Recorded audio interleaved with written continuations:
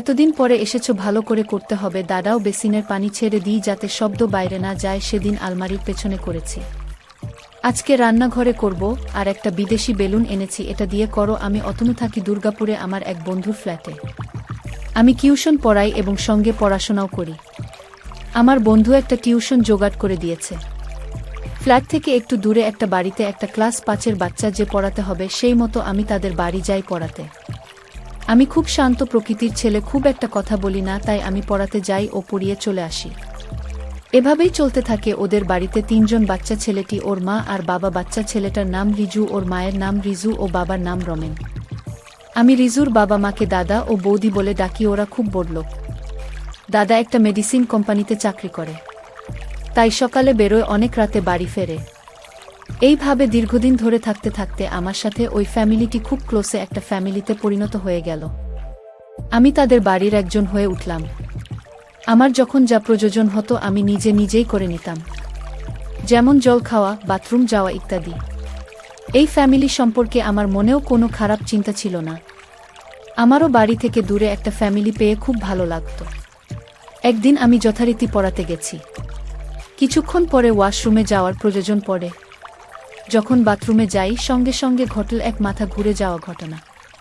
আমি রিজুকে পড়তে বলে আমি যেই বাথরুমে দরজা খুলে ভেতরে ঢুকব, আর ভেতরে দেখি বই দিয়ে দরজার দিকে পেছন করে বসে কি যেন করছে। আমি তো সরি বলে বেরোতে যাব, ঠিক সেই সময় এমন স্লিপ করে পড়লাম, ঠিক বৌদির পেছনের দিকে।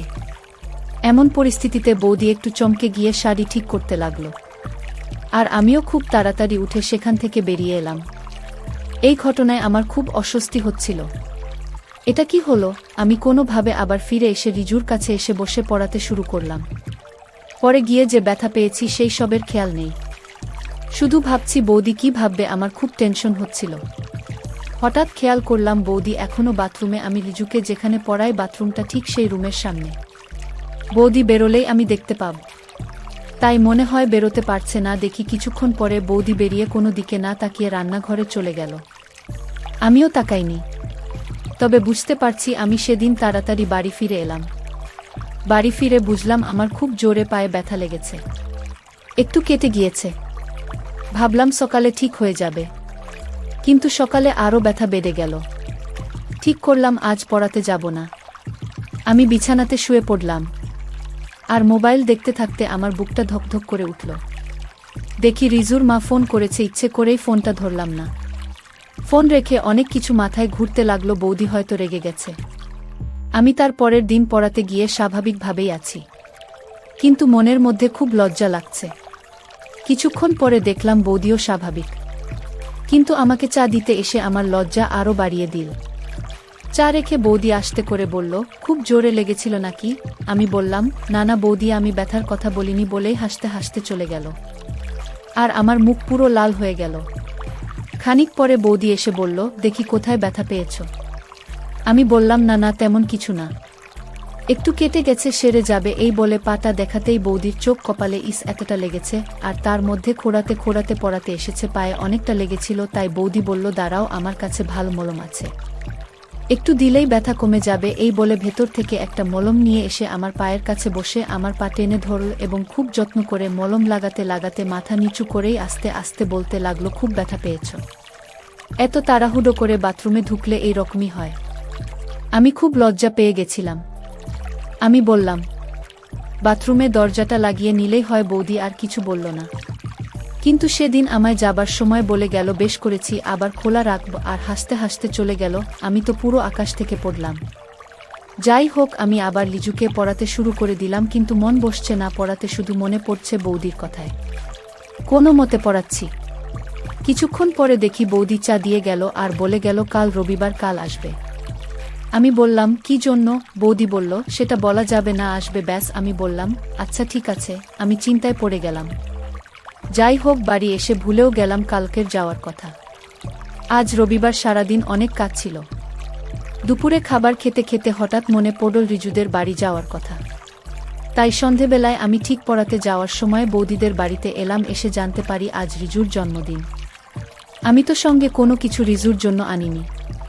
আমি বৌদিকে বললাম আমাকে কাল বলতে পারতে, তাহলে কিছু একটা উপহার বাচ্চাটার জন্য আনতে পারতাম।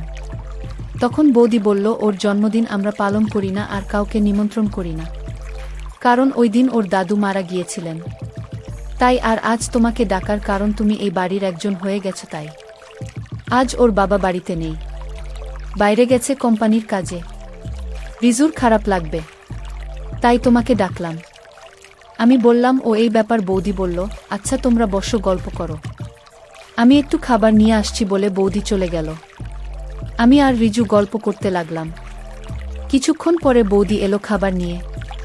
রিজু মাকে বলল, আজ কিন্তু পড়তে বসবো না। আমি বললাম, আচ্ছা আজ পড়াব না, আজ তুমি যা চাইবে তাই হবে। কিছুক্ষণ ভেবে বলল, আজ লুকোচুরি খেলব। সঙ্গে সঙ্গে বৌদি বলে উঠল, তাই হবে, তবে আমরা লুকোবো, তোকে খুঁজতে হবে। ঠিক আছে। এবার আমি আর বৌদি ঘরের মধ্যে লুকাচ্ছি, আর লিজু খুঁজছে। আমি একটা অন্ধকার ঘরের মধ্যে আলমারির পাশে ফাঁকা জায়গায় লুকিয়ে গেলাম। কিছুক্ষণ পরে দেখি বৌদিও ওই রুমে এসে জায়গা খুঁজছে। শেষে ভালো কোনো জায়গা না পেয়ে আলমারির পাশে লুকাতে এসে দেখে আমি ওখানে দাঁড়িয়ে কিছু না বলে আমার সামনে দাঁড়িয়ে পড়ল, আর বিছানার চাদরটা টেনে নিজেকেও আমাকে ঢাকা নিয়ে নিল। আমাকে বলল, চুপ করে দাঁড়িয়ে থাকো। এরকম অবস্থায় আমার কেমন যেন মনে হচ্ছিল বৌদি পুরো আমার সামনে দাঁড়িয়ে আছে। আমি বুঝতে পারলাম বৌদির সেই কথা বেশ করেছি। আবার খুলে রাখো বাথরুমের দরজা। বৌদির প্রতি অন্য একটা ভালো লাগা বনের মধ্যে খেলতে শুরু করলো। আজ বৌদি শুধু নাইটি পরে আছে, হালকা লাল কালারের নাইটি, বেশ সুন্দর দেখাচ্ছিল তাকে। আমিও বৌদি চুপচাপ দাঁড়িয়ে আছি, কিন্তু দুজনের মনে অনেক কিছু চলছে। একটু পর রিজু ঘরের মধ্যে ঢুকেছে, তাই দুজনে আরও সতর্ক হয়ে গেলাম। এতক্ষণ লিজু ঘরের মধ্যে খোঁজার পরেও না পেয়ে ও অন্য ঘরে চলে গেল আমাদেরকে খোঁজার জন্য, আর বৌদি সেটা বুঝে আস্তে করে আমার দিকে ঘুরে দাঁড়াল।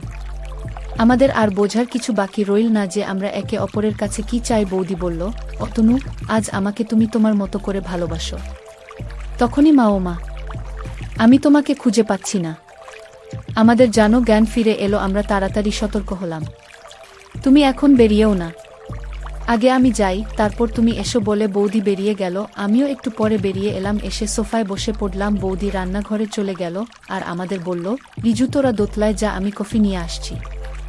আমরা উপরে চলে গেলাম। কিছুক্ষণ পরে বৌদি এলো, আমাদের কফি দিল, নিজেও নিল, কিন্তু আমার দিকে তাকিয়ে কথা বলছে না। খুব লজ্জায় মাথা নিচু করে খালি হাসছে। কফি শেষ করে আমি বললাম, আসি বৌদি, আজ রিজু, টাটা, কাল আসবো, পড়ার সময় কেমন? এই বলে আমি উঠতে যাব, তখনই পাশের বাড়ির একটা বাচ্চা বিল্টু এল। ওরা দুজন একই স্কুলের, একই পাড়ার বন্ধু। বিল্টু বলল, আন্টি আমরা গেম খেলব। বৌদি বলল, তুমি একটু বসো, আমি ওদের কম্পিউটারে গেম চালিয়ে আসি। আমি সোফায় বসে ভাবছি আজ কি হলো জীবনে। আজ যেন বৌদিকে অনেকটা ভালোবেসে ফেলেছে। একটু মজা করা যাক। আমি আমার বাইরে রাখা জুতোগুলো সরিয়ে দিয়ে আগের রুমে আলমারির পাশে লুকিয়ে পড়লাম, দেখি কি হয়। কিছুক্ষণ পরে বৌদির আওয়াজ দোতলা থেকে নেমে এসে বলল, তোমাকে অনেকক্ষণ অপেক্ষা করা, বলে চুপ হয়ে গেল। দেখলামই নেই, চলে গেছি ওখান থেকে। উনি বাইরে দৌড়ে গেল। এবার ঘরে এসে চুপচাপ সোফায় বসল, একদম চুপ। পুরো ঘরটা যেন মন চুরমার হয়ে গেল। আর আমি চুপ করে আলমারির পাশে দেখছি। কি করে আমি শুনতে পেলাম কিছু একটা কাজ করছেন, হয়তো ঘর গোছাচ্ছে। খাবারের প্লেটের আওয়াজ আসছে। একটু পরে বুঝতে পারলাম যে রান্নাঘরে চলে গেল। আমি একবার ভাবছি বেরোবো, আবার ভাবছি আরও কিছুক্ষণ থাকি। কিছুক্ষণ পরে দেখি বৌদি এই ঘরের দিকে আসছে। মনে হয় বিছানার চাদরটা ঠিক করতে আসছে। কিছুক্ষণ আগে ওই চাদরের ভেতরে অনেক ঝড় বয়ে গেছে। আমি চুপচাপ দাঁড়িয়ে আছি। বৌদি ঘরে ঢুকে এটা ওটা ঠিক করতে করতে আয়নার সামনে নিজেকে আয়নায় দেখল।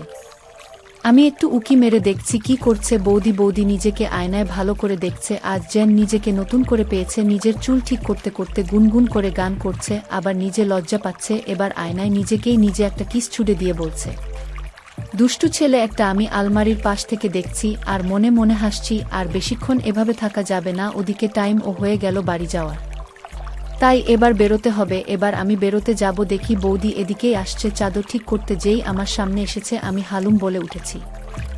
আর বৌদি খুব জোরে ভয় পেয়ে চিৎকার করে উঠল, ওমা তুমি দুষ্টু ছেলে, আমার সাথে মজা করা হচ্ছে। এইবার বৌদিও হাসছে, আমিও খুব হাসছি। আমি হাসতে হাসতে বললাম, আয়নার সামনে কি করছিলে? আমি সব দেখেছি। বৌদি লজ্জা পেয়ে বলল, কই কিছু না তো। এমন সময় বৌদি বলল, একটা কাজ করতে হবে। আমি বললাম কি কাজ? বৌদি একটা বদেশি বেলুন এনে আমাকে দিল আর বলল, এটা দিয়ে কাজ করতে হবে। বন্ধুরা, তোমরা নিশ্চয়ই বুঝতে পেরেছ কিসের কথা বলছি। বৌদি বলল, তোমার দাদা এখন আর কিছুই পারে না, ওকে দিয়ে কিছুই হয় না। আমি এবার আসল ব্যাপারটা বুঝতে পারলাম। বৌদিকে বললাম, ঠিক আছে, আমি দাদার হয়ে সব কাজ করে দিব। একটু পর আমরা কাজ শুরু করলাম। বন্ধুরা, ইউটিউবে করা নিয়মের কারণে এসব ঘটনা সরাসরি বলা যাচ্ছে না। তোমরা কমেন্টে দেওয়া লিঙ্ক থেকে আমার ওয়েবসাইট ভিজিট করো, সেখানে একদম মনের মতো গল্প দেওয়া আছে যেগুলো ইউটিউবে পাওয়া যায় না।